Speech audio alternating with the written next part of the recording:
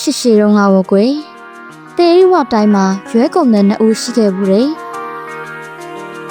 တဦးကတော့ရိုးသားဖြောင့်မတ်တဲ့ဖះအလောင်းဖြစ်ပြီးကျန်တဦးကတော့လောဘကြီးပြီးကောက်ကျစ်ဆင်းတဲ့သူပေါ့သူတို့နှစ်ဦးဟာအန်ဒါပူရာဆိုတဲ့မြို့ကြီးကိုရွဲရောက်မှုရောက်လာခဲ့ကြတယ်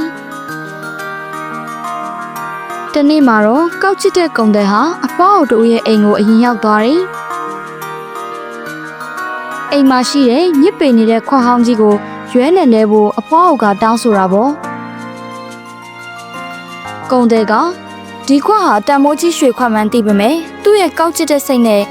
ဒါဘာမှတန်မိုးမရှိဘူးဆိုပြီးခွက်ကိုကြမ်းမြင်မော်ပစ်ချတတွေးနဲ့ထွေးပြီးခတ်သွားခဲ့တယ်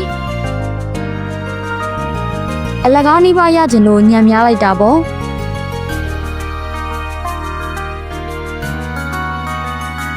တိတ်မကြခင်မှာပဲဖះအလောင်းရိုးသားတဲ့ကုံနဲ့ရောက်လာပြန်တယ်အဖွားကခွက်ကလေးကိုပြတော့သူကတေချာကန်ကြည့်တယ်အဖွား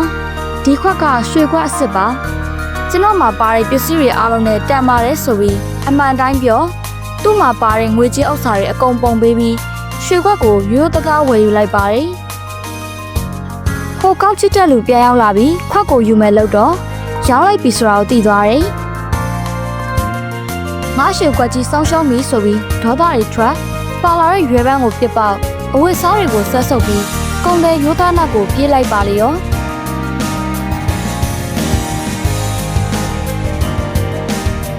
ဒါပေမဲ့မမီတော့ဘူးကွယ်